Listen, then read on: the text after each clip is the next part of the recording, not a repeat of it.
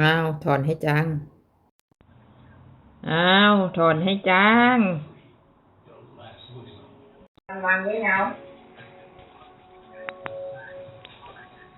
อย่าเห็นบ่กำลังไรอ้อยอ่ะ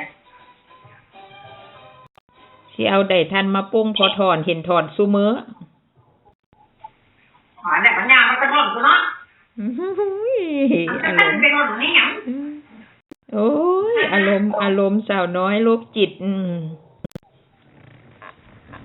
ลูกนี่เด้อเอามาย่าถอนทุกอย่างก็โรคจิตเท่าแล้วอันผมก็บ่มีหัวก็โล้นถอนอยู่หั่นน่ะจะดีบ่ล่ะมือบ่อยู่ซื่อยิกอยู่หั่นข้าวเราดีละกินตั้งแต่บ่าย3แล้วคนห่างกันไปพอให้แม่ส่งทางโรงเรียนลูกส่งให้แม่กินน่ะรอไปค่าซ้ำโอ้เบิ่งหลายข้าวนะนอนดึกนอนดื่นนะนอนบ่หลับคิดน้ำเขาบางอย่างมันก็ไปพ่อมันก็เบิ่งแน่เลยก็เพิ่มไปตรงมันก็จะได้มีบทเรียนเอาไปได้ยันได้ตัวแต่ว่าเอามาแล้วก็ดูแล้วก็เอามาคิดมาเอาที่ได้ว่าคนแต่งหน้าอะไรต่ออะไรกินข้าวแรงแล้วจิกินแล้วกินนมแล้วกินขนมมา2 ห่ออย่าแม่ซื้อย่างนี้กับย่างหั่นมาคล่องเลยเป็นคล่องเลยแม่ย่างไปหาขนมจนราคาอ่อนก็บ่มีอย่างจัดน้อยพอทอดรู้ว่ายายดูหั่นได้ยินเสียงยายมันบอกมาได้ให้ขนมหลานไปผู้หันจับให้ถุงเขาเลย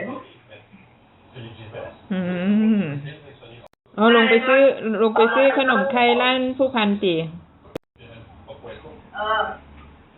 ผมจ่ายย่างแปลงหลังบ้านยายนี่นะไปบ้านลูกม่านนะมันมีขนมอย่างใจย่างมันมีขนมกินดิผู้เฒ่าเคยกินขนมติเวลาที่จะแม่บ่กินไม่ได้กินกับนมเลย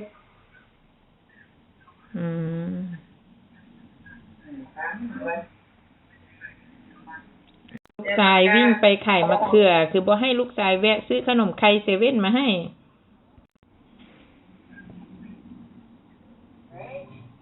ซื้อขนมมาอย่างมาให้นานเอาลูกไข่ย่างมาลูกชายซื้อขนมมาให้ก่อนที่ยังกูซื้อให้แม่ที่ว่าอะไรกล้วยหอมนะขนมไข่ใส่เผือกใส่ใบเตยเด้อขนมขนาดแม่กินมันจะได้ไม่อย่างว่าแม่เงือกจะไม่กินทุเรียนได้กินขนมกับผิดลมมันที่เป็นมึนๆว่างๆอันกินอันนี้คือการที่กินได้แต่ว่าพอเรากินไปเป็นอันแล้วผสมตัวเองเลยเนาะ